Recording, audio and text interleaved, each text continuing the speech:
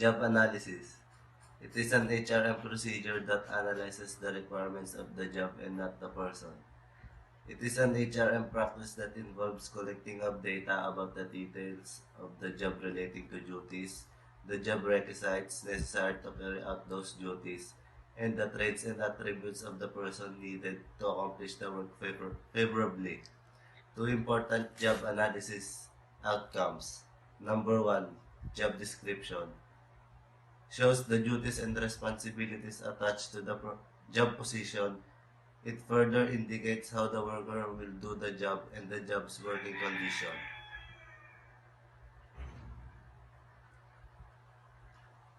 The job description is a critical document for every position. A good job description performs a number of important functions.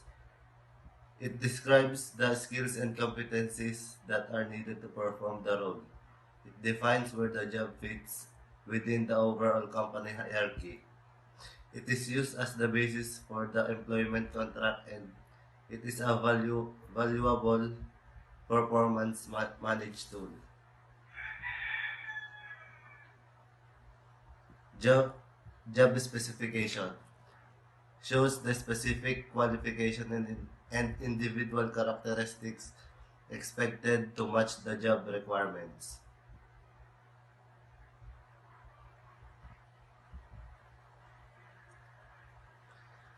A job specification is a written statement of the minimum qualification and traits that a person needs to order to perform the duties and undertake the responsibilities of a particular position. Specifications are developed as part of the job analysis process. The difference between job description and job specification is the job description defines role, responsibilities, and duties to be performed on the job position, while the job specification is a particular set of skills or attributes required in a candidate to perform the job. The need for preparing a job description arises when the job analysis is done. Data collection may be done using a variety of methods. However, some of the most commonly used are interviewing current employees, observing activities of employees, distributing survey questionnaire, and making use of diary. The first one is interviewing current employees. The job analyst elicits information about the job from current employees. However, he may also refer to the supervisor and managers if he need more information. In this method, the job analyst directly interviews the job holder through a structured interview form to elicit information about the job. This method is formed suitable particularly for job wherein direct observation is not feasible. The second one is observing activities of current employees. Under this method, the job analyst meticulously watches the incumbents while performing the job, how they do the job, and determining the length of time it takes them to complete the job. And the third one is distributing survey questionnaires. In this method, the employees is given structured questionnaire to fill in, which are then returned to the supervisors. Questionnaire provides comprehensive information about the job. And the fourth one is use of diaries. The diary method requires the incumbents to keep a detailed record of their daily tasks. If this done honestly, this method assures the job analyst of the accuracy of data. All method concentrates on the collection of very basic job-related information useful in recruitment and selection. However, choosing the appropriate method depends on the scope of the job and the duties and responsibilities assigned to it.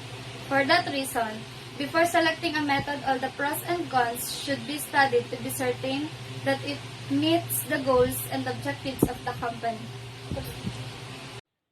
Basic component of job analysis. Job analysis is the process of collecting, interpreting, and keeping records about the requirements of a job and the conditions in which job are performed. The following are the important information that a complete job analysis should provide. Number 1, job content. Show the actual duties of the worker, how he or she performed the job, and the facilities, materials, and device to be used in performing the job. The job analysis may also collect further information about the job and might include performing standard and possible training and development requirement by the job. Ito yung mga magiging duties mo kung sakaling matatanggap ka sa trabaho iyong ina-applyan. 2. Job context. This is about the condition or the environment where the job is performed. It also specifies the demands such as work requirements the employee to do. Some other kinds of job context data may include environment conditions, technologies, structures of relationship, level of autonomy, and physical demand of the job on the employee. Ito naman yung mga kailangan mo para matanggap ka sa iyong tatrabahuhan. Kunyari, kailangan requirement ay graduate ka sa finance para ma-qualify ka sa iyong pagtatrabahuhan. Worker requirements. These are the classifications that are considered by the employers as the vital to the successful execution of the job. Let's just say the worker requirement is the most have employers seek in the employee applicant for the certain position. These refer to the knowledge, skills, ability, personal characteristic, and credential needed for effective job performance. Knowledge. The intelligence and understanding of a specialized discipline acquired through formal education and actual experience. Ito yung mga natutunan mo araw-araw, either sa school, na written or oral, o kaya naman nung nagpa-part-time ka, na may a-apply mo ngayon, nagtatrabaho ka na. Skills. Potential capability for a worker to carry out a particular job, such as decision-making skills, people skills, and cognitive skills. Ito naman kung saan ka magaling or nakakaangat sa iba. Example, magaling ka mag-balance ng time kapag maraming requirements na pinagagawa. Ito yung nasasubmit mo din on time. Ability, a capacity or competence that allow an individual to do a specific kind of work. Some example are ability to work under pressure and ability to manage time, para katulad din ito ng skills. Personal characteristic. Although skills are necessary, most employer will choose an individual who possess good personal qualities such as reliability, trustworthiness, and flexibility.